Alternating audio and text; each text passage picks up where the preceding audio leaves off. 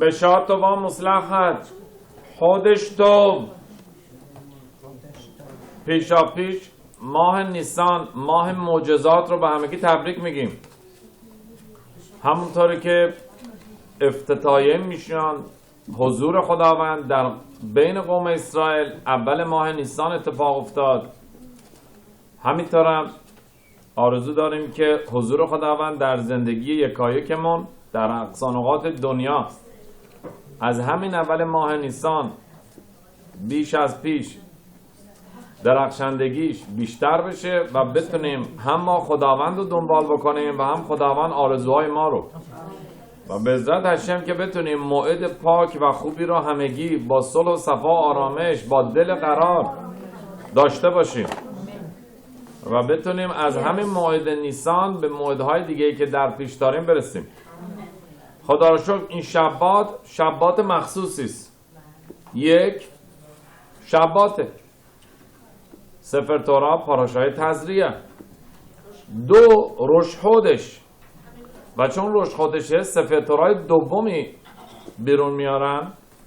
و سه، شبات خودش، و به واسطه اون سفر تورای سومی در میارن. پس این شبات به عزت هشم ما سه برای سفر تورا مهمان داریم. حتما سعی کنیم در کنیسه ها باشیم و از همه براخات و برکات استفاده بکنیم. همچنین میسواهایی که در پیش داریم از اول ماه نیسان براخای ایلانوت، براخای شکوفه گفته میشه. آب و هوایی که در نیویورک هست یه مقدار امکان داره دیرتر باشه، ولی در جای دیگه امکان داره که زودتر، ولی تمام ماه نیسان وقت هست برای بیرکت هیلانوت. بیرکت هیلانوت در میتونه باغ و بوستان باشه یا میتونه در باغچه خونه خود آدم. همین که آدم شکوفایی درختان رو میبینه، درختای میوه، و خداوند رو تجلیل میگه که خداوند این همه درختان زیبا، مخلوقات زیبا و آفرینش زیبای آفریدی، این رو داره جزو براخود و تجلیل خداوند قرار میده. بر طبق ظاهر این موضوع خیلی ربط داره به نشامت، به نشامه هایی که در این شکوفه ها و میوه ها قرار گرفتن که با برکت گفتن ما یا بیرکت ایلانوت اونا به جایگاه ابدیشون و تیکونی که باید میرسن. همچنین بعد از روش خودش نیسان شبات هگادول رو در پیش داریم، شبات قبل از پسح، و در نهایت به شات و مصلحت پسح رو در روز شبات 2 هفته آینده خواهیم داشت که این شبات بعدی رو نیز برای ما به ارمغان میاره که پسح از شبات شروع میشه و با شبات خاتمه میابه. در تورا امروز رو وقت میکنم لنون نشمت تمام رفتگان جمله یوسف بن شموئل، ابراهام بن ایمانوئل، رحیم بن الیاهو، حنا بعد استر و همچنین شموئل بن ابراهام و تمام رفتگان از جمله مهیم بعد ماشیه. در هلاخوت بیرکت هیلانوت گم هم ناشیم تبارخنا بیرکت هیلانوت به خودش نیستن. همچنین خانم ها موظفن یا در میسوا شریکن که براخای شکوفه بگن بیرکت هیلانوت. چه بهتر که براخای ایلانوت رو در باغ و بوستانی که همه میتونن چندین تا درخت های شکوفه ببینن بگن که عظمتش بیشتر باشه. اما هنوز اگر کسی در دم باغچش هم داره درختی که شکوفه میکنه، درخت میوه، میتونه میسوا رو به جا بیاره. اگر تو گلدون باشه چی؟ گلدون، اگر گلدونیه که به زمین وصله میتونه، اما اگر گلدونیه که به زمین وصل نیست نمیتونه. شکوفه باید میوه باشه. اتفاقا باید شکوفه که بعداً تبدیل به میوه باشه، یعنی درخت میوه باشه. اما اگر این شکوفه مال یه درخت گل، درخت میوه نیست، اون موقع قابل قبول نیست. درخت میوه چیه تو گلدون؟ همون درخت میوه، بعضی از گلدونا که درخت میوه درشه به یه طریق به زمین وصلن. اگر وصله که وصله، اما اگر وصل نیست نمیشه. ببخشید درخت میوه هست بستگی داره خب چند سالش باشه، شاید تو سنهای اوله. درخت میوه است. چه میوه؟ زردالو. و شکوفه میده ولی میوه نمیده. آیا مطمئنین درخت میوه است؟ یه دفعه یه دونه متوجه شدم زردالو بود؟ بله. خب. اون دیگه بعد با باغبون کسی صحبت بکنید که آیا این طریقه این اگر طریقه این درخت اینه که فلان چند سال فلان شکوفه میده تا بعدا میوه بده، خیلی ساله و فقط شکوفه میده میوه نمیده. نمیدونم اگر با یه دفعه اونم یه دونه تازه زردالو، نمیدونم آیا واقعا I don't know، باید چک کرد. همون اگر شاید نمیدونم شاید هم یه چیزی بوده که میوه نبوده ولی شکل زردالو بوده، اگه یه دونه فقط داده. با هر صورت درخت میوه میتونه هر میوه یکسان باشه، مینیمم چه بهتر که 2 تا درخت میوه باشه و میتونه هر دوش هم مثلا سیب باشه، گلابی باشه، لازم نیست که چی باشه، فرق داشته باشه. آیا روی همون درختای بدون میوه میشه براخای شکوفه گفت؟ نمیشه، باید حتما درخت میوه باشه. باید اگر این درخت پیوندی باشه، شما پیوندش نزدید دیگران زدن، آیا این درختی که پیوندیه و میوه هم میده آیا میشه براخای شکوفه گفت؟ هاراب میفرماد یش عمرین بعضی ها میگن شه این لبارخ بیرکات ایلانوت، براخای شکوفه بهتره که روی اینها نگن. اما به یش حلکیم بعضی ها عقیده مخالف دارن و میگن روی این درخت ها نیز براخای ایلانوت گفته میشه. آیا روز شبات یوم توب میشه براخای ایلانوت گفت؟ میشه، ولی چه بهتر که از قبل گفته بشه. آیا میتونه شخص هنوز ماه نیسان نشده تو ماه آدار براخای ایلانوت بگه؟ چه بهتر که وایسه تا ماه بهار ماه نیسان بیاد و بعد براخا بگه. آیا بعد از ماه نیسان تو ماه ایار میتونه براخای ایلانوت بگه؟ چه بهتر که باز تا هنوز ماه نیسانه بگه، ولی اگر هنوز شکوفه ها سر جاشن تبدیل به میوه نشده میتونه هنوز براخای ایلانوت رو بگه. اگر براخای ایلانوت رو روی درختی میگه که اوردی شکوفه ها تبدیل به میوه شده، اون براخا قابل قبول نیست، بلکه باید فقط موقعی بگه که شکوفه هست. به عزت ماه جدید نیسان رو شروع میکنیم. ماه نیسان همونطور که از اسمش میاد ماه معجزاته و هر ماهی خصوصیت خودشو داره. مزال ماه نیسان کوس بررس، مظلومیت، پاکی، طهارت رو میرسونه و اون مظلومیت ما و طهارت ما در ماه نیسان در درگاه خداوند به اوج میرسه که اونم معجزاتش رو و رحمش رو بر ما میگشایه و به زدچم اون گئولا و نجاتی که شخص تو زندگی خودش میخواد رو میتونه نائل بشه. همچنین ماه جدید رو شروع میکنیم که به نام روش خودش. ما میدونیم که در عبری سال عبری از تیشری عوض میشه، روش هاشانا، اما ماهای عبری از نیسان. در موقعی که میخوام بشمرن ماها رو، ماه اول ماه نیسانه، ماه آخر ماه آداره و در تورا اسمی از ماه نیسان نمیاره. اسم ماه اول اسمش چیه؟ خودش آویو، ماه آویو و آویو میشه بهار. اما همینطور هم آویو از 2 کلمه تشکیل شده، آو یود بت، یعنی پدر 12 ماه دیگه که رأسش ماه نیسانه. اما پاراشای نفته، پاراشای تزریع، ایشاکی تزریع و یالدا زاخار، موقعی که یک مادری یا خانمی تزریع تخم گذاریش در بدن انجام میشه، باردار میشه و یالدا زاخار و فرزند پسری رو به دنیا میاره. اینجا ادامه میده تورا میگه اگر فرزند پسر باشه همگی میدونیم 40 روز میبایست که دوران طهارت رو ادامه بده و بعد از 40 روز میتونه قربانی بیاره برای بیت المقدس. و اگر خانم دختری بیاره اون موقع است که 80 روز دو برابر 80 روز میتونه چیکار بکنه؟ باید صبر بکنه تا بعد بتونه در بیت المقدس قربانی بیاره. یکی از اون قربانی‌هایی که میاره میدونیم قربان حتات، قربانی خطاست.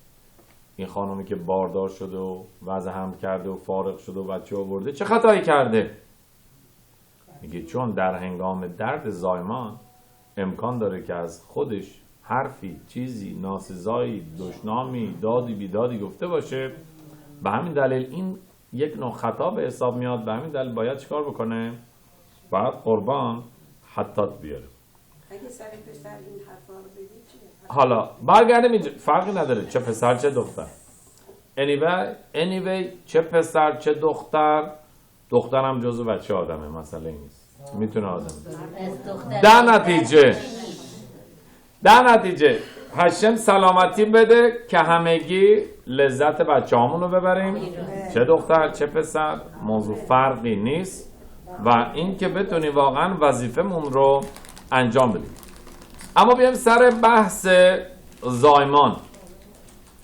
به نظر شما چرا میبایست بود انسان نمانند پرندگان تخم گذار نباشه، بلکه چی باشه؟ زنده‌زا باشه، بچه ای رو، یه حیاتی رو به دنیا بیاره. چرا ما مثل پرندگان راحت، مثل مرغی که روی تخمش میخوابه اول تخم بگذاره، بعد بره روی تخم بخوابه و بعد چیکار بکنه؟ بچه بیاره. چرا باید زنده‌زا باشه؟ چون ما میدونیم که تربیت فرزندان در خانواده فقط به اون نون و آبی که بهشون میدیم و یا به مدرسه‌ای که میفرستیم نیست.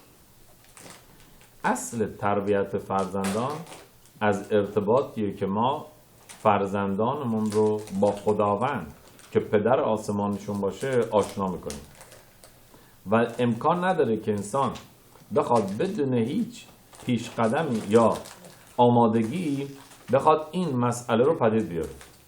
بندل خداوند رحم مادر رو به عنوان یک کلاس درس انتخاب کرد. نشامای بچه را در اون رحم به عنوان محصل قرار داد. بعد از اینکه قرار گرفت معلمی به نام ملاخ میاد و تمام تورا رو در رحم مادر از بعد روحانی به اون بچه یاد میده. همونطور که اون بچه تمام نوتریشن و تمام تغذیهش رو از بند ناف از مادر میگیره، همینطور هم اون روح و روان مادر به اون بچه از بطن مادر از رحم تغذیه میکنه، یک تغذیه روحانی. طبق همین است اون مادر تو تربیت فرزندان بعد از زایمان شرکت نداره، حتی از ابتدای زایمان یا ابتدای بارداری داره در تربیت فرزندانش کوشاست. به همین دلیل سعی میشه که مادر در دوران بارداریش اگر میتونه تا اونجایی که میتونه گوشش رو از تورا پر بکنه، چون به همون مقدار که اون مادر افکارش، گوشش، ذهنش، قلبش از تورا مملو باشه، به همون مقدارم اون بچه‌ای که در بطن مادره از همون تعلیمات و گفتار تورا میتونه بهره ببره. شاید همون موقع تا به دنیا میاد یادش نیست، اما درش یک زمینه پدید میاره. پس ما از اینجا میبینیم که فقط انسان با گوش و چشم بدنیش نیست که چیزی رو میفهمه یا چیزی رو متوجه میشه. اصل گوش و چشم ما احساس ما هستن و احساس انسان هیچ نوع باندری یعنی مرزی نداره. حتی انسان نشسته یک جا یک باره احساس میکنه که مثلا فرزندش یا خواهرش یا برادرش چیه؟ یک ذره در سختیه. فوراً گوش تلفن رو زنگ میزنه بهش میگه که حالت چطوره؟ میگه چی شد که تو الان به من زنگ زدی؟ خب یه احساسی بهم دست داد. پس یعنی انسان میتونه احساسش رو قطب نمای زندگیش بکنه و مرزها رو از خودش دور بکنه. و فراموش نکنیم همون مدرسه‌ای که بچهای ما درش یاد میگیرن که گفتیم مدرسه رحم سر کلاس زندگی، همون مسیر رو خود من و شما هم طی کردیم که ما در واقع محصلین مدرسه فرزندانمون بودیم و اینو اگه یادتون باشه یه بار توضیح دادیم که یک مثالی بردیم از قله و اینو الان امروز میخوایم به عزت هشم به یک طریقه دیگه باز بکنیم و اون چیه؟ موقعی که برف گفتیم روی قله میاد یا رو میباره روی قله و روی دامنه کوه، اول رو کجا میباره؟ قله. و بعد از قله رو کجا میباره؟ روی دامنه. معمولا اگر دامنه برف کم بیاره آبیاری شو و برفش از کی میگیره؟ از قله میگیره. برفا کم کم رو قله آب میشن، شروع میکنن به یک رودی جویباری و روان میشن تا به پایین میرسن. حکامیم توضیح میدن همینطور هم تو زندگی ما برفی که در قله است از قبل و ما بعداً اون رو استفاده میکنیم، اما برفی که روی دامنه کوه الانه و همین الان استفاده میکنیم. پس ما یک سورسی داریم، یک زخوتی داریم گذشته و یک زخوتی داریم آینده. زخوت گذشته ما چیه؟ آبود زخوت پدران ماست که این دامنه کوه. اما زخوت آینده چیه؟ که بعداً این برفه آب میشه و به ما میرسه. زخوت میسوته. چه میسوتی؟ زخوت میسوتی که فرزندان ما انجام میدن. پس این که ما با هر تعلیم و تربیتی که به فرزندانمون میدیم مثل یک برفی که روی قله است، فعلا اونجا هوا سرده، حالت برفشو حفظ میکنه، هست موقعی که دامنه کو دیگه برفش تموم شد کم کم کم اون زخوت با نیم فرزندان از آب میشه و به دامنه میاد. پس یعنی ما چه بخوایم و چه نخوایم زخوت فرزندانمون رو تو زندگی احتیاج داریم و چه بسا زخوت پدران ما امکان داره که تو 120 سالی که ما تو این دنیا هستیم به ما کمک بکنه تو عالم هزه، اما زخوت فرزندانمون تا ابدالآباد تو عالم حبا به ما کمک میکنه. پس یعنی همونطوری که هیچ کسی نمیاد بذری رو قبل از این که یا میوه‌ای رو قبل از این که بذرش رو بکاره استفاده بکنه، همینطور هم نمیتونه انسان هیچ زخوتی رو قبل از این که بکاره درو بکنه. اول باید در فرزندانمان اون تعلیم و تربیت رو بدیم که بعدش از میوهش تا ابدالآباد بتونیم استفاده بکنیم. اول باید این برف روی قله بباره که بعد از این که هوا گرم شد این تبدیل به آب بشه و بیاد تمام سطح کوه و دشت رو آبیاری بکنه.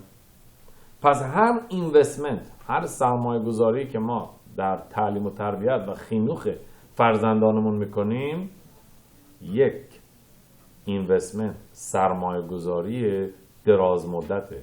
شاید الان تأثیرش رو نبینیم ولی بعد از 120 سالگی میبینیم که چقدر لهله میزنیم، محتاج یک میسوای هستیم که فرزندانمون انجام بدن.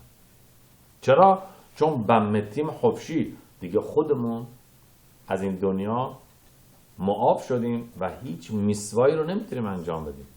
حتی داوید هملخ به زخوت به این بالایی هنوز محتاج میسوتی بود که شلومو هملخ فرزندانش انجام بدن. فرقی نداره کسی که این دنیا رو ترک میکنه یک راو بزرگی باشه، یک صدیق خدا ترس بزرگی باشه یا یک آدم معمولی باشه. اگر پس این چنین میشه چقدر وظیفه ما نسبت به والدینمون الان بالا رفت که چقدر اونا چشم انتظارن، یا با هر میسوایی که ما انجام میدیم میتونیم چه لطفی به والدین، به رفتگان، به اجدادمون بکنیم. به همین دلیل موقعی که آدم به دنیا میاد کیو آشنا میشه؟ با پدر مادرش. کیو میشناسه؟ پدر مادرش رو. موقعی که آدم ازدواج میکنه کیو میشناسه؟ خودشو. میفهمه که ماهیت اصلی خودش چیه.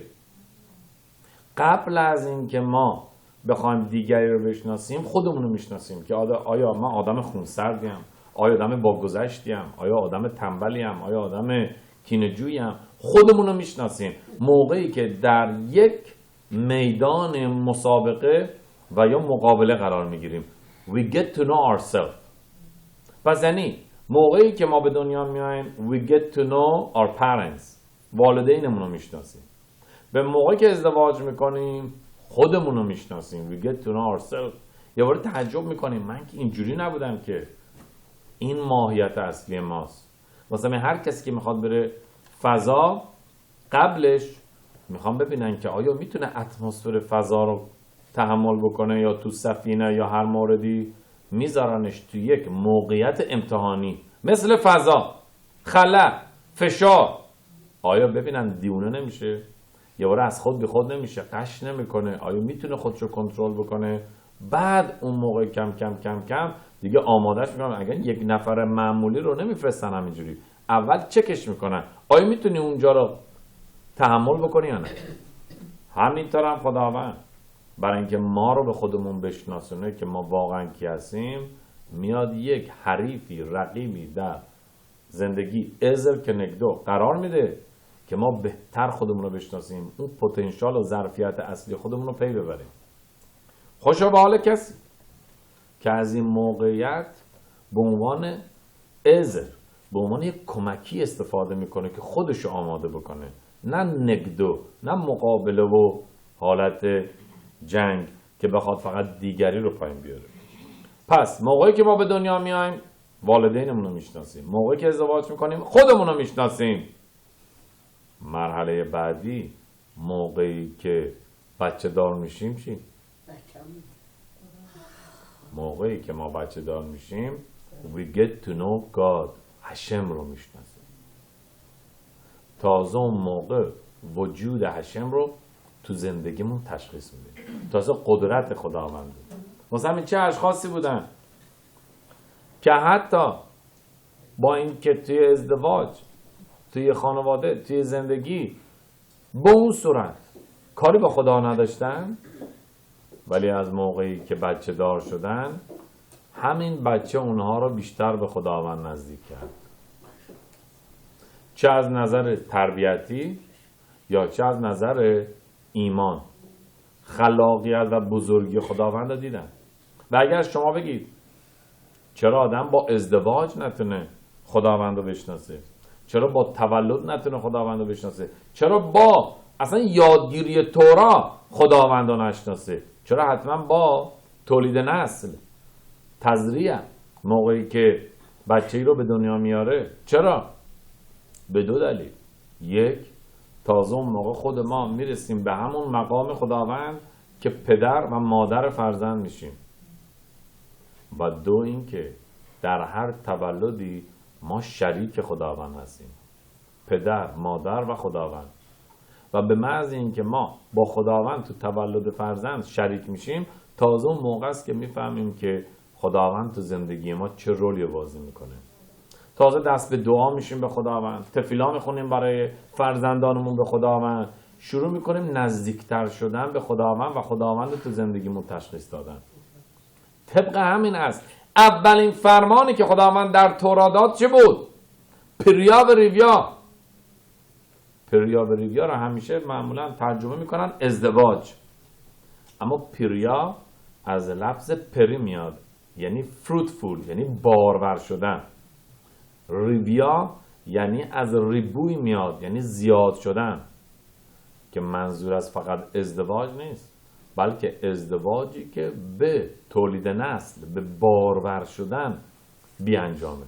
اولین میسوای توراست و متاسفانه همون اولین میسوای توراست که ما سعی میکنیم که اون رو ازش سوء استفاده بکنیم و فکر کنیم که تمام دلیل ازدواج یک نفع شخصی، خودم اینجا چه سودی میبرم، خودم اینجا مطرح هستم و چون خودم اینجا مطرح هستم انتخابمون رو فقط از روی محور personal reason، نفع شخصی خودمون میسنجیم و توی ازدواج تا اونجایی که میتونیم خودخواهی خودمون رو در نظر میگیریم، نه خدا پرستیمون رو، اون میسوایی که باید خداوند داده رو انجام بدیم. پس اینکه قبل از اینکه ما حتی تولید نسل هم داشته باشیم میتونیم خداوند رو در زندگی خودمون تشخیص بدیم. چه موقعی؟ موقعی که دلیل ازدواجمون شریک شدن با خداوند باشه، نه صرفا نفع شخصمون که تو اون تعطیلات، تو اون وکیشن یا تو اون سطح زندگی الان من دیگه زندگی میکنم یا رفت آمد دارم. این که خداوند رو در زندگی خودمون شریک بکنیم. و طبق همین است تو پاسخ میگه التیغه بانایخ الا بانایخ، نخون فرزندانت بلکه بنایخ، یعنی معماران، اونهایی که تو رو میسازن، اونهایی که تو رو بنا میکنن. پس هر فرزندی راستشو بخوای یک معمار غلام حبای ماست. بالاخره هر کسی که میخواد یه خونه‌ای بسازه احتیاج به معمار داره، بنا داره، نجار داره، رنگرز داره، احتیاج به این همه کانستراکشن داره که بتونه خونه‌ای رو بنا بکنه. همینطور هم غلام حبا، خونه ابدی انسان، معمارانش فرزندانمون هستن. یکی از دیدگاه هلاخا، یکی از نظر میسود، یکی از نظر میدوت، یکی از نظر حسد. بالاخره هر کسی یه حرفه‌ای داره، توی نقشی داره، توی بنایی و معماری غلام حبای ما تو شامعی. و این دنیا رو هر چقدر ما گذراتر تصور بکنیم میبینیم که غلام حبامون پایدارتره. هر چقدر ما جنبه موقتی بدیم به این دنیا، اون موقع است که اون دنیای آخرت ابدی تره. ولی هر چقدر این دنیا رو هی بخوایم بهش ابدیت بدیم که فعلا حالا ما تو این دنیا هستیم، فعلا اینجا جای ماست، هر چقدر این دنیا رو بخوایم بهش جنبه دائمی تر بدیم متاسفانه داریم اون دنیا رو برای خودمون موقتی میکنیم. به خاطر یکی دو تا میسود یه ذره توی گن ادن ازمون پذیرایی میکنن، بعدش میگن دیگه اون کوپانت تموم شد. همین یکی دو تا میسوا بود. چون انقدر تو به این دنیا رسیدی که اصلا فکر این دنیا نبودی، انقدر اهل غلام حظه بودی، تشریفات و تجملات و ظاهر، که هیچ باطن، هیچ جنبه باطنی و دائمی این دنیا رو در نظر نگرفتی. مثلا به نظر شما، چون میدونم خانم‌ها همیشه نظریه بهتری رو دارن، آیا به نظر شما موقعی که آدم میره مسافرت چمدون بیشتری داره یا موقعی که برمیگرده؟ آیا موقعی که آدم میره مسافرت چمدون بیشتری داره یا موقعی که برمیگرده؟ بستگی داره که کجا بره. یا فرمودین چی؟ ممکنه وقتی میره مسافرت برای فامیلا کادو میبره. اوکی. بارش زیاد. امید که این چنین باشه و بذاتشم یه بارم شما یه مسافرتی در خونه ما داشته باشید و خوبی. تعریف میکنن یک دوستی که زنگ میزنه به دوستش میگه دارم میام فرودگاهم، آدرستو میخوام، چند وقت ندیدم دلم برات تنگ شده. میگه حتما. بهش آدرس میده، میگه میای در فلان خیابون، در فلان کوچه، فلان پلاک. بعد با آرنج دستت زنگو به صدا در میاری. موقع من میام پای همون زنگ اول. میگه چرا با آرنج دستم؟ میخواد دستت پر از کادوه، چجوری بخواید دست بزنی زنگو فشار بدی؟ anyway، پس شما میگین که موقعی که آدم مسافرت میکنه، موقعی که میره بیشتر چمدون داره یا موقعی که برمیگرده؟ بستگی داره. ولی معمولا موقعی که میره آدم یا عالمه مثلا غذا، خوراک یا مثلا کت شلوار اتو شده یا به قول شما اونا رو میبره، ولی موقعی که برمیگرده همه رو مچاله میکنه توی کیسه و خوراکام که مصرف شده، ولی عوضش خب بالاخره نمیخواد دست خالی برگرده، کادویی چیزی اگر مثلا ببینه جنسیه که قیمتش مناسبه و الی آخر میاره. معمولا موقعی که آدم برمیگرده چمدون بیشتری داره تا موقعی که میره.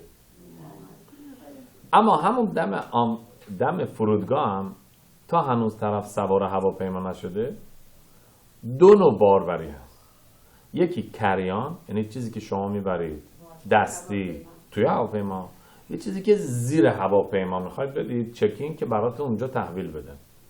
کدومش خرجش بیشتره؟ اون که تو هواپیما با خودتون دستی میبرید مفتی مجانیه، اما اون چیزی که میخواید بدین زیر هواپیما براتون بیارن چیه؟ پولیه. جریمه داره اگر زیاد اضافه بار باشه، ولی مینیمم یه قیمتی داره و الی آخر. حکامیم توضیح میدن موقعی که من و شما میم در این دنیا با یه چمدونی میاییم و موقعی هم که این دنیا رو ترک میکنیم برمیگردیم از این سفرمون با یه چمدونی برمیگردیم. خوشا به حال کسی که چمدونش سبکتر باشه موقعی که برمیگرده. واسه بعضی از بارها هست که ما میدیم کجا؟ توی هواپیما. بعضی از بارها هست میدیم زیر هواپیما. یک سری بارهایی که ما توی پروندهمون داریم تو چمدونی که قراره ببریم تو شامعیم، بنادام لماکم، روابطیه که بین انسان و انسانه، بین انسان و خداونده. یه سری هلاخوت، یه سری میسوت، یه سری شباتا، یه سری شب کیپورا، یه سری گناهان و اینها رو چکار کردیم؟ یه خورده حسابی با خداوند داریم. یه باریه که بردوشمون تو پروندهمون هست که اینا رو حمل میکنیم. خداوند میگه ببین حسابی که بین من و توه رو میاری توی هواپیما مجانی، بعدا با هم حساب میکنیم. خداوند بخشنده است. اما یه سری بارها هست توی پرونده و توی چمدونمون که زیر هواپیما میره. اون بین انسان و انسان، ارتباطات بین بنادام لحورو. خداوند میگه ببین اگه نمیخوای اینجا تصفیه کنی، میخوای بیاری اونجا، بیاد، باید اضافه بار بدی، باید جریمه بدی. You have to pay the price. باید قیمتشو بدی. میدونید چه موقعی آدم پشیمون میشه از اضافه بار دادن؟ موقعی که میاد به مقصد میرسه، باز میکنه، میبینه یه مش خرت و پرت توی آشغال. اینجا هم ارزون ترش چیه؟ هست. هم پول تاکسی داده، هم خستگی و پول بار داده، از چمدونو کشیده از این ور ماشین تا فرودگاه و تا دم هواپیما، بازوره کشیده تا گمرک دو این ور، چقدر عرق ریخته، آخرش هم هیچی. بعضی موقع که اصلا وسط راه میشکنه، اینقدر این ور اون ور میندازن، حواسش نیست. خوب میبینه تمام زحمات و خرجی که متحمل شده چی بوده؟ بی مورد بوده. یکی از پشیمونی ها و گهینام هایی که شخص بعد از ترک این دنیا داره همینه. چرا این همه خرت و پرت و چرت و پرت رو با خودم از اون دنیا به این دنیا آوردم؟ چرا وبال خودم کردم، بار خودم کردم، کینه فلانی، دشمنی فلانی، حسرت فلانی، اختلاف فلانی؟ و میدونید جالب چیه؟ اصلا این چمدونا مال ما هم نیست، مال دیگرانه. خودمون از والانتیلی داوطلبانه شروع کردیم خرت و پرتای دیگران رو تو چمدونمون گذاشتن و آوردن. به ما ربطی نداشت. اگر یه نفر اشتباهی کرده تو زندگی، بذار خودش در اون اشتباه خودش یک جوری جلو بره یا پس بره. چرا من خودمون رو نسبت به اشتباه دیگری آلوده کردم، چمدون ما خرت و پرت کردم که بعدش بخوام اضافه بار بدم؟ به همین دلیل خیلی از ما سعی میکنیم که تو مسافرت تا اونجایی که میتونیم بارمون رو سبک بکنیم. ولی متاسفانه تو مسافرت زندگی تا اونجایی که میتونیم داریم بارمون رو سنگین میکنیم و خودمونم متوجه نیستیم، چون فکر میکنیم حق با ماست، پس میتونیم هر جوری که بخوایم بار از این دنیا به اون دنیا ببریم. خداوند میگه که حق با تو بود، اما دشمنی و کینه و اختلافش با تو نبود. بندالحخامین قبل از این که حتی بخوان پاشون به لب فرودگاه هم برسه، سعی میکردن که بار خودشون رو سبک کنن. و اگر بپرسید چطور آدم میتونه بار خودش رو سبک کنه؟ چطور؟ اون گناه کردن گفتیم توی کریانه، اون چیزی باریه که ما توی هواپیما میبریم. چطور انسان میتونه بار خودش رو سبک بکنه؟ با دوستی، با احوا، با صلح، با شالوم. همونطوری که اهرام بود اوهب شالوم و رودف شالوم بود.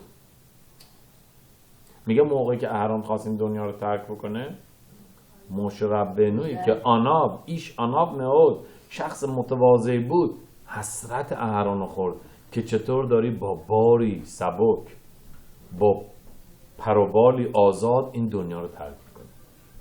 اوهب شالوم و رودف شالوم که تورا برای شهادت میده که اهرون لیاقت این رو پیدا کرد، نسل کهنیم که بگن وسام و شبیه بنی اسرائیل و انی وارخم. چرا؟ چون به یاسم لخوا شالوم، کلامی که براخایی که به قوم اسرائیل دادن شالوم، صلح بود. خداوند گفت تو برای همه صلح آفریدی، من صلح رو برای خودت از قبل تهیه میکنم. بندل هر شب قبل از اینکه ما بخوابیم بارمون رو سبک میکنیم. چطور؟ قبل از شما اسرائیل خوندن میگیم هرینی محل و صلیح لخلمی، من میبخشم، گذشت میکنم. لخلمی، هر کسی که شیخ ایس اوتی و یکنید من عصبانی کرد، منو پایین آورد. چرا؟ چون به خاطر این که بعضی از این بارا رو ما از قبل داریم میفرستیم و خودمون حالمون نیست. هر شب که ما داریم میخوابیم یه چمدون داریم میفرستیم زیر هواپیما. یه بار موقعی که میرسیم اون دنیا میبینیم این همه بار من فرستادم اینجا.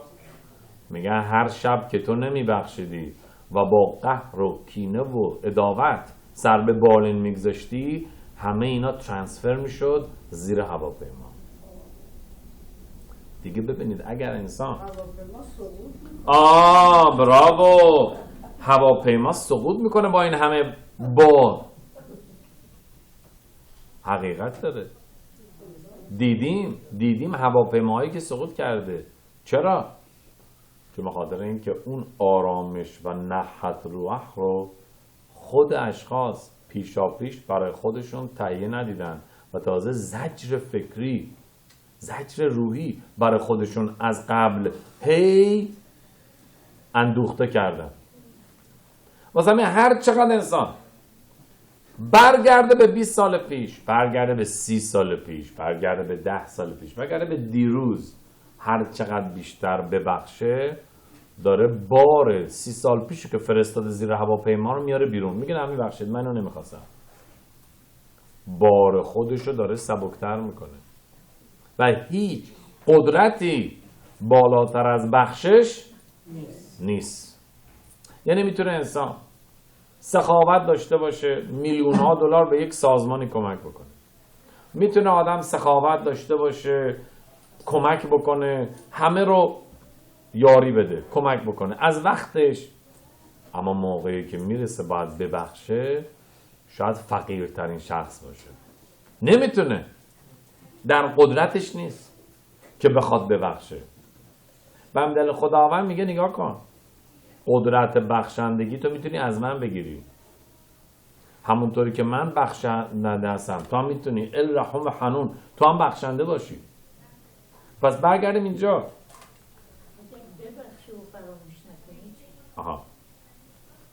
بستگی داره باز به این که ما میخوایم هواپیمامون چقدر سنگین باشه یا بارمون چقدر سبک باشه. مطمئن باشید هر چیزی که به نفع انسانه، انسان هر جوری که بشه انجام میده. فقط پرابلم اینجاست که بعضی موقع نمیبخشیم. چرا؟ چون فکر میکنیم به نفع دیگریه. سختمون میاد که به خاطر نفع دیگری ما ببخشیم، چون فکر میکنیم نفع دیگری ضرر ماست، در حالی که نفع دیگری میتونه نفع من و شما هم باشه. ضرر دیگری متاسفانه میتونه ضرر من و شما هم باشه. اون آقایی که تو کابینه خودش توی کشتی شروع میکنه و زمین رو سوراخ میکنه، موقع که بهش میگن آقا چرا داری سوراخ میکنی؟ میگه من 4 دیواره اختیاری کابینه خودمو دارم سوراخ میکنم. میگن آب که بیاد همه کشتی رو غرق میکنه، حالا چه از کابینه تو بیاد چه از کابینه من بیاد. متاسفانه کینه ها و دشمنی ها و اختلافات و محلوکت ها فرقی نداره از کی شروع بشه، از هر کی میخواد شروع بشه. کشتی جامعه و آینده و خانواده رو چیکار میکنه؟ غرق میکنه. بنده چه بسا بار سنگین ما، چمدونی که ما سنگین تو هواپیما میبریم، فقط برای ما سنگین تمام نشه، برای خانواده و تمام اطرافیانمون. ولی همون بار سبک ما چه بسا امکان داره یک زخوتی بشه که خداوند بگه این پدر مادرش همیشه بخشنده بودن، منم فرزندانشو میبخشم. چه بسا این بار سبک ما، این حالت تزریع ما که ما میایم یک بعضافشانی که میکنیم، یالدا زخار، یالدا میشه تولد، زخار از لفظ زخر میاد. زخر یعنی یک یاد، یک خاطره. چرا؟ چون به خاطر اینکه هر چیزی در این دنیا گذراست و موقت، تنها یک چیز دائمیه و اون چیه؟ مموری، خاطره. خاطره 1000 سالم بگذره هنوز هست. خود اون طرف نیست اما خاطرش هست. خاطره رو ما در عبری میتونه هر خاطره باشه، چه خاطره خوب، چه خاطره بد، چه خاطره منفی، چه خاطره مثبت. و فراموش نکنید هر چیزی که، هر خاطره‌ای که من و شما و یا بشر به یاد داره، همون خاطره رو 100 پله بالاترش خداوند به یاد داره. خداوند هیچ چیزی فراموشی نداره که فراموش کنه که 100 سال پیش پدران ما، اجداد ما چجوری زنده کردن، چجوری یهودیت رو با چنگ و دندون به نسل بعدی انتقال دادن. خداوند فداکاری و جانثاری اونها رو همیشه به یاد داره، فراموشش نمیشه. اما من و شما چی؟ من و شما میتونیم با تزریع بذر امروز رو بکاریم که اون زخر و یاد فردا رو بتونیم نصیب بشیم. و همونطوری که داوید هملک در پاسوق چی میگه؟ حضوریم به دیما، اونهایی که با اشک میکارن، برینا یخسارو، با ترنم درو میکنن. و اصل ترنم و اصل شادی ما کجاست؟ در دنیای باقی، در عالم حبا. نخواهیم همین چیزی که الان کاشتیم همین الان درو بکنیم. یک ذره تحمل داشته باشیم. همونطور که میگن سختیش 100 سال اوله. بعد از 100 سال اول میریم تو 120 سال دوم. بعد از 120 سال دوم موقع میبینیم تو شامعیم، خدا رو شکر، چه اندوخته‌ای، چه زخر، چه یادی، چه خاطری از خودمون به جا گذاشتیم. با این پایان میدم که در پاسخ کاهل میگه توب شم میشه من توب، که یاد خوب از یک بوی خوب، رایه خوب چیه؟ بهتره. چرا نام خوب شم توب از رایه خوب بهتره؟ به چند دلیل. یکی از دلیل ها، یک گل خوشبو و یا عطر خوشبو ذاتاً خوشبو به دنیا میاد، خودش برای خوشبو بودن خودش کاری نکرده. اما من و شما برای اون نام نیک که بخوایم به دست بیاریم، یا اجداد ما برای اون خوشنامی که از خودشون به جا گذاشتن عمری رو فدا کردن، از چه سختی ها مرور کردن، از چه گذشت ها گذشتن که صرفا نام نیک، زخر، یک نام نیک خودم به جا بگیرم. دومین فرق چیه؟ معمولا یک رایحه خوب، بوی خوب فقط یک سطح محدودی رو میتونه اشباع بکنه، بگیم 100 متر، 1000 متر. اما یک نام نیک میتونه دنیاها رو تسخیر بکنه که حتی در علماء در دنیای امت هم از خوشنامی شخص چیه میدونن. در گمارا میاره، یکی از ربانیمی که ما داشتیم اسمش عباد شموئل بود. بعد میگه چرا عباد شموئل؟ عبا یعنی پدر شموئل. میگه چون به خاطر این که شموئل فرزندش انقدر درجهش بالا بود که اسم این پدر رو به اسم خودش صدا نمیکردن، میگن این پدر شموئله، عباد شموئل. و میگه موقعی که رفت در شامعیم دقیقا همون استقبال رو ازش کردن، گفتن این عباد شموئل، این پدر شموئله. خوشنامی شخص فقط تو این دنیا نیست، تو دنیای باقی هم چیه؟ هست. اما فرق سوم که همیشه برای من جالب بود و اون اینه که یک گل خوشبو تا مادامی که تو اتاق بوش قویه، به محض اینکه اتاق رو ترک کرد بوش ضعیفتر میشه. اما یک شخصی که خوشنامه برعکس، تا مادامی که جلوی ماست زیاد قدرشو نداریم، سر زدن نمیاریم. اما به محض اینکه این دنیا رو ترک کرد تازه مانند یک شکوفایی، یک قنچه تازه یادمون میاد، زخر، تمام خاطراتش، تمام اون افکارش، تمام یادش یک باره در نظر ما چی میشه؟ زنده میشه. تازه برعکس، تازه بیشتر و قویتر میشه. و در پاسخ میگه چی؟ ایشا کی تزریه، فقط به فکر تزریه یعنی زرع، یعنی نسل، فقط به فکر اون فرزند جسمی که از خودمون به دنیا میاریم نباشیم. یالدا زاخار، به فکر اون زخر، به فکر اون یاد و خاطره‌ای که از خودمون میگذاریم باشیم. با چه چمدونی داریم این دنیا رو ترک میکنیم؟ و ما میدونیم زاخار از نظر گیمتریا یا زخر که یاد و خاطره میشه زین 7، خاف میشه 20، رش میشه 200، میشه 227. 227 زاخار یا زخر که یاد باشه میشه چقدر؟ 227. ببینیم براخا ارزش عددیش چقدره. بت میشه 2، رش میشه 200، خاف میشه 20، تا حالا شد 222. ه آخرش میشه چی؟ 5، میشه 227. دقیقاً چی فرمودین؟ همون دقیقاً براخا 227، زخر یعنی یاد و خاطره میشه چی؟ 227. بالاترین براخایی که تو زندگی شخص هست اینه که چه یاد و چه خاطره، چه نامی نیکی از خودش به جا میگذاره. چون همون زخره که بقای شخص رو تعیین میکنه. و هم در هر موقع ما میخوایم اسم شخصی رو بیاریم میگیم چی؟ زخر کادوش لیبراخا، یاد مقدسش برکت باد. همیشه یادش رو ما چیکار میکنیم؟ زنده نگه میداریم، برکت میگیم. چرا؟ چون انسان با زخر، با یادش همیشه زنده است. تا مادامی که به خوبی ازش یاد میکنن هنوز زنده است.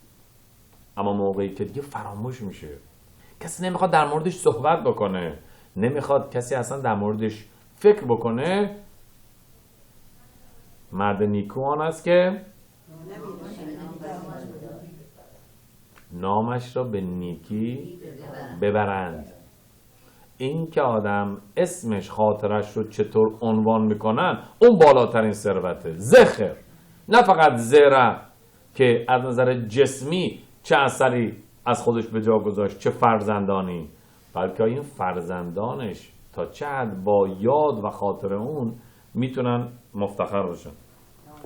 از خدا میخوایم که به ذات هشم، به زخوت این پاراشا، به زخوت این ماه جدید، به زخوت موعد جدید، به زخوت تورای جدید، به زخوت تمام این اعیاد و تورای مقدسی که در پیش داریم، به ما یک قدرت بخشش بده تو زندگی که روز از نو روزی از نو برگ جدیدی رو شروع بکنیم، تمام اون اضافه باری هایی که تا قبل هم دادیم رو چیکار بکنیم؟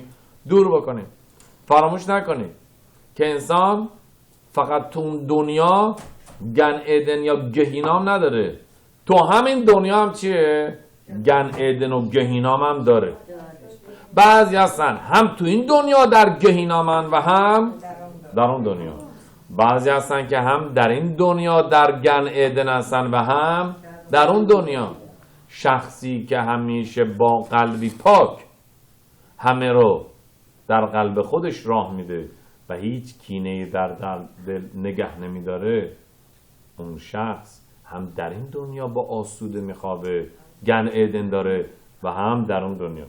فقط با این خاتمه میدم که یه بار یه نفر بود که شماره 5 بگیم 6 شماره 6 لاکی نامبرش بود، شماره شانسش بود.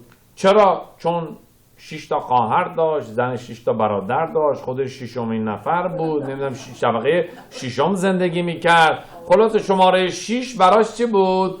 لاکی نامبر بود، شماره شانسش بود. میره یک جا میبینه که مسابقه اسب سواریه. به نظر شما رو کدوم اسب شماره شرط بندی میکنه؟ 6. و به نظر شما چندم میشه؟ ششم میشه. نمیتونه آدم تا دم آخرین مرحله 6 شماره شانسش باشه، اون موقع بخواد اسبش نفر اول بشه. میگه تو 6 رو همیشه دنبال کردی، همون 6 هم چیه؟ میمونی. نمیتونه آدم تمام زندگیش با جنگ باشه، یه باره تا مرحله آخر رسید تو گن ایدن یه باره آرامش داشته باشه. میگن تو خودت برای خودت آرامش نذاشتی، انقدر چمدوناتو سنگین کردی که بعد اضافه بار بدی. و فقط اینو میگم، ربای زرگرمی بارها اینو گفتن، گیلگول یعنی برگشت روح، تناسخ، رینکارنیشن. یعنی این که طرف میره تو فرودگاه، تو هواپیما هم میشینه، هنوز هواپیما بلند نشده، میگن برگرد، بارات خیلی اضافه است، تو هواپیما جا نمیشه، برو بارات خالی بکن، کم بکن، بعد بیا تو هواپیما. یعنی نشما میره، میگن ساری باید خودت برگردی تو این دنیا، بارتو سبک بکنی، باید اون اشتباه گذشته تو جبران بکنی، بعد میتونی برگردی بازار تو هواپیما. پس چه بهتر؟ هرچی بار سبکتر، راه بهتر، سفر بهتر، تا اونجایی که میتونیم ببخشیم. گیلگول فقط مال روابط بین انسان و انسانه، نه انسان و خداوند. گفتم هر اشتباه گناه خدای ما بکنیم تو اون دنیا، خداوند یک جوری تصفیه میکنه. گناهان و اشتباهات انسان به انسانه که خداوند میفرسته تو این دنیا. تا اونجایی که میتونیم خودمون رو، چمدون رو هر شب خالی بکنیم، بگیم هرچه من از هیچ کسی دلخوری ندارم، تمرین بدیم خودمون رو ببخشیدن، بخوایم که خداوندم تو قلب دیگران مندازه که ما رو ببخشن. یک شبه نمیشه، ولی مطمئنا بعد از 6 ماه که ما روش کار بکنیم تا شب کیپور دیگه میتونیم، ولی باید تمرین بکنیم و به عزت هشم خداوندم به ما کمک میکنه که اونم ما رو میبخشه و همیشه شادی ها و مسرت ها و بسر و توت رو به هم دیگه ارزانی و هدیه خواهیم داد. باروخ هشم لعالم، آمین و آمین. برم بگیم